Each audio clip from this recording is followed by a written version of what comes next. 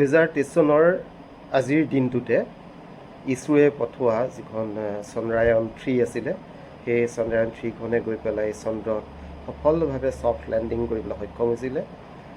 সেয়েহে আজিৰ এই দিনটো ৰাষ্ট্ৰীয় মহাকাশ দিৱস হিচাপে পালন কৰাৰ প্ৰথমবাৰৰ বাবে ৰাষ্ট্ৰীয় মহাকাশ দিৱস হিচাপে পালন কৰাৰ সিদ্ধান্ত গ্ৰহণ কৰে আৰু তাৰে পৰিপ্ৰেক্ষিতত অসমৰ প্ৰতিটো আৰ্যভট্ট বিজ্ঞান কেন্দ্ৰত এই দিৱসটো পালন কৰি অহা হৈছে। আজি খৰাখেমুল উচ্চ মাধ্যমিক বিদ্যালয়ত আৰ্যভট্ট বিজ্ঞান কেন্দ্ৰ বাঘমৰা ব্লকৰ উদ্যোগত এই নেশ্যনেল স্পেচ ডে অৰ্থাৎ ৰাষ্ট্ৰীয় মহাকাশ দিৱস সফলভাৱে উদযাপন কৰা হয়। আৰু এই পৰিপ্ৰেক্ষিতত আমাৰ যিসকল ভাল ছাত্ৰ ছাত্ৰী বচা ছাত্ৰ ছাত্ৰী তেওঁলোকক আমি আমাৰ সহকাৰী শিক্ষয়িত্ৰী ৰুমি বৰুৱাই খুব সুন্দৰভাৱে ভাৰতৰ মহাকাশ অভিযানৰ বিষয়ে বিতংভাৱে তেওঁলোকক এটা ধুনীয়াকৈ পাঠদান কৰে আৰু ইয়াৰ মাজৰ পৰা আমি অহা 28 তাৰিখে আমাৰ বিহালী স্নাতক মহাবিদ্যালয়ত ৰাজ্যিক পৰ্যায়ৰ যি নেশ্যনেল স্পেচ ডে পালনৰ যি দিহা কৰা হৈছে তালৈ ইয়াৰ পৰা 5জন ছাত্ৰ ছাত্ৰী যাব আৰু ইয়াৰ উদ্দেশ্য এটাই যে ছাত্ৰ ছাত্ৰীসকলক সৰুৰে পৰা মহাকাশ বিজ্ঞান সম্পৰ্কে তেওঁলোকক অনুপ্ৰাণিত কৰা। আহক আমি আজিৰ যি আমাৰ বিদ্যালয়ত যি ডিজিটেল ক্লাছ হৈছিলে সেই ক্লাছটোৰ আপোনালোকক অকণমান প্ৰত্যক্ষ কৰা হয়। ধন্যবাদ। ৰাষ্ট্ৰীয় মহাকাশ দিৱস হিচাপে পালন কৰা হৈছে, ঠিক আছে। আৰু এই দিনটো কিয় বাছনি কৰা হৈছে হয়তো তোমালোকে বহুতে অনুমান কৰিব পাৰিছা। তুমি ক'বা নেকি কিয় আজি দিনটোৱে বাছি লোৱা হৈছে? আজিৰ দিনটোৱে এক্সেক্টলি, ভেৰি গুড। আজি দিনটোতে আগষ্ট 2023 চনত আমাৰ চন্দ্ৰয়ান 3 মিছনটোৰ ছফ্ট লেণ্ডিং কৰিব পাৰিছিলে ক'ত? চন্দ্ৰৰ পৃষ্ঠত, হয় নে নহয়? আৰু সেইটো কৰাৰ লগে লগে আমাৰ দেশখন USA আৰু চাইনাৰ পিছতে কি হৈ গ'ল, মুনত ছফ্ট লেণ্ডিং কৰা কাণ্ট্ৰিৰ ভিতৰত এটা নাম তাত অন্তৰ্ভুক্ত কৰিব পাৰিব। এইখিনি গোটেইখিনি কৰাৰ আঁৰত আমাৰ ভাৰতবৰ্ষৰ কোনটো অৰ্গেনাইজেশ্যন ৰেছপনচিবল হৈ আছে? তোমালোকে নিশ্চয় চাগে নাম শুনিছা, ইছৰো। ইছৰো প্ৰথমতে তাৰ নাম যেতিয়া প্ৰথমতে ইছৰো গঠন হৈছিলে তেতিয়া ইছৰো বুলি তাক জনাজাত হোৱা নাছিলে। তাৰ নাম আছিলে কি আছিলে? ইনকোস্পাৰ্ট, ঠিক আছে, Indian national committee for space and research. So' ইনকোস্পাৰ্টৰ 1960 চনত এইটো প্ৰথম এটা অৰ্গেনাইজেশ্যন হিচাপে আৰম্ভ কৰা হৈছিলে। তেতিয়াৰ আমাৰ প্ৰধানমন্ত্ৰী পণ্ডিত জৱাহৰলাল নেহৰুৰ মানে এটা ব্ৰেইন চাইল্ড হিচাপে এই প্ৰগ্ৰামটো আৰম্ভ কৰা হৈছিলে, এইটো অৰ্গেনাইজেশ্যনটো আৰম্ভ কৰা হৈছিলে। তাৰপিছতে তোমালোকে নিশ্চয় নাম শুনিছা ডক্টৰ বিক্ৰম চাৰাভাই, হয়নে?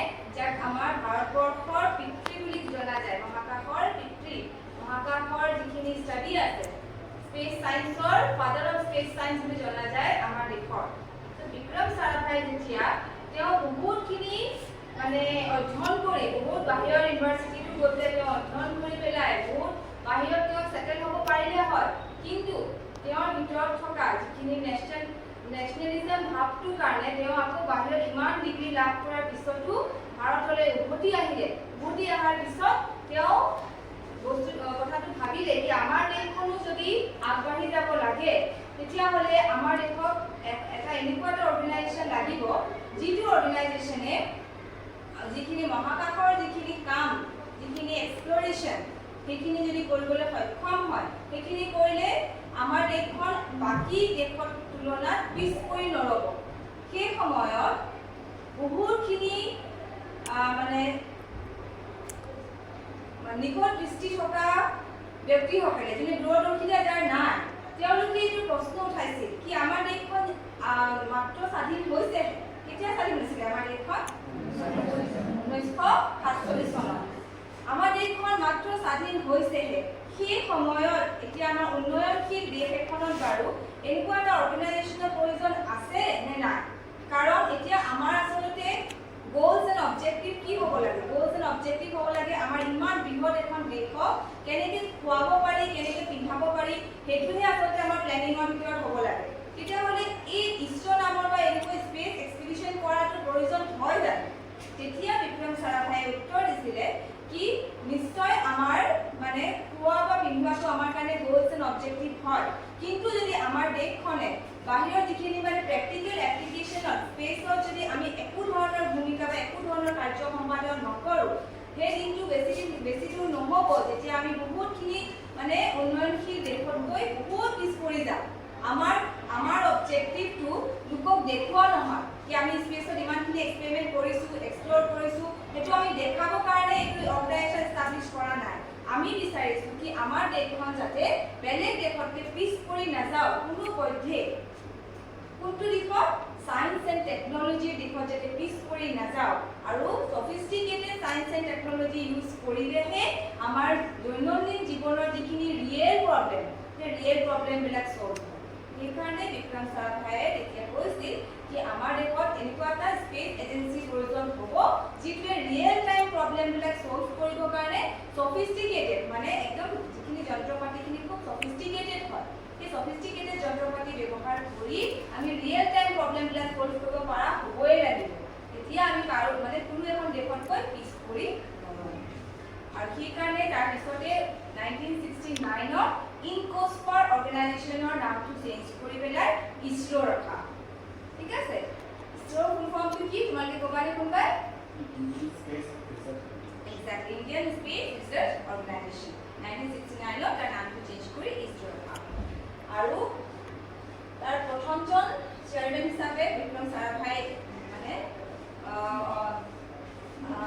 কৰিলে দায়িত্ব গ্ৰহণ কৰিলে তাৰপিছতে প্ৰথম তেওঁৰ তত্ত্বাৱধানতে আগলৈ গৈ আৰ্যভট্ট আমাৰ প্ৰথমটো যিটো স্পেচ এক্সপিডিশ্যন আছিলে 1975ত সেইটো ছাকচেছফুল হ'ল তাৰপিছত প্ৰথম তেতিয়া কিন্তু আমি সেই আৰ্যভট্ট ছেটেলাইটটো ছ'ভিয়েট এটা মানে ছ'ভিয়েট লঞ্চ পেডৰ পৰাহে আমি পঠাব পাৰিছিলোঁ তেতিয়া আমাৰ নিজাববীয়াকৈ তেনেকুৱা ধৰণৰ কোনো লঞ্চিং পেড নাছিলে ঠিক আছে কোনো ধৰণৰ তেনেকুৱা ধৰণৰ ৰাছিয়ান মানে নিজাববীয়াকৈ আমি বনাব পৰা নাছিলোঁ ৰাছিয়াৰ পৰা লৈ পেলাইহে আমি সেই মিছাইলটো আমি সেই পঠাব পাৰিছিলোঁ তাৰপিছত খুব সম্ভৱৰ 1979 বছৰটো অকণমান পাহৰিছোঁ 1979ত SLV-3 নামৰ যিটো আমাৰ লঞ্চিং হৈছিল সেইটো প্ৰথম আমাৰ একদম ইণ্ডিজিনিয়াছলি ফেব্ৰিকেট কৰা এটা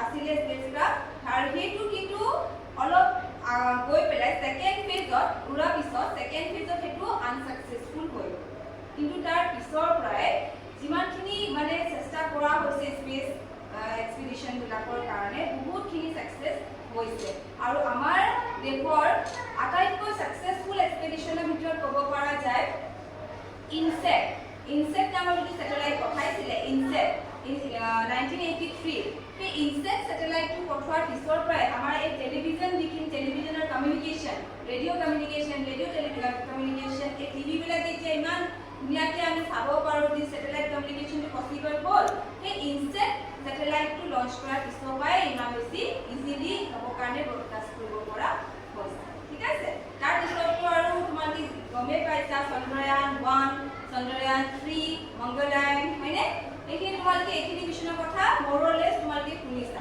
চন্দ্ৰয়ান 1 মিছনটো কেতিয়া লঞ্চ কৰা হৈছিলে 2008 চনত চন্দ্ৰয়ান 1 মিছনটো কি হৈছিলে ছাকচেছফুল হৈছিলে নাই হোৱা চন্দ্ৰয়ান 1 টো ছাকচেছফুল হৈছিল চন্দ্ৰয়ান 1 টোৱে কি ডিটেক্ট কৰিছিলে তেতিয়া মুনৰ ছাৰফেচত লেণ্ড কৰি পেলাই মানে মুনৰ ছাৰফেচত লেণ্ড কৰা নাছিলে মুনৰ ছাৰফেচত পানী ডিটেক্ট কৰিব পাৰিছিলে ঠিক আছে তাৰ ৱাটাৰ মলিকিউলছ যে আছে সেইটো ডিটেক্ট কৰিব পাৰিছিলে ফাৰ্ষ্ট মিছনটো তাৰপিছত দ্বিতীয় মিছন চন্দ্ৰয়ান 2 টো ট্ৰাই কৰিছিলে ছফ্ট লেণ্ডিঙৰ কাৰণে কিন্তু তাত কিবা বিসংগতি হোৱাৰ কাৰণে ছফ্ট লেণ্ডিং কৰিব নোৱাৰিলে যদিও চন্দ্ৰয়ান 2 মিছনটোত বহুতখিনি এনেকুৱা ফটোজ পঠাব পাৰিছিলে আমাৰ চন্দ্ৰপৃষ্ঠৰ যিখিনি পিছলৈ পৰৱৰ্তী চন্দ্ৰয়ান 3 মিছনটোৰ কাৰণে বহুতখিনি কি হ'ল লাভজনক হ'ল A visionary behind India's space program had strong conviction that the space technology could be effectively leveraged to tackle the problem of society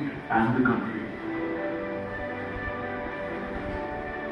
The Indian Space Research Organization, ISRO, was founded in August 1969, and it was brought under Department of Space in September 1972. The prime objective of ISRO is the development of advanced space technology and application of space technology for societal, commercial, developmental and strategic requirements of the country.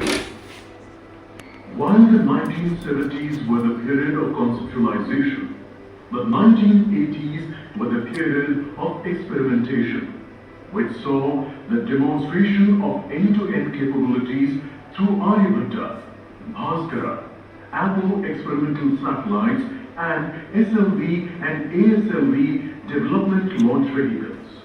These initiatives laid a strong foundation for vehicle.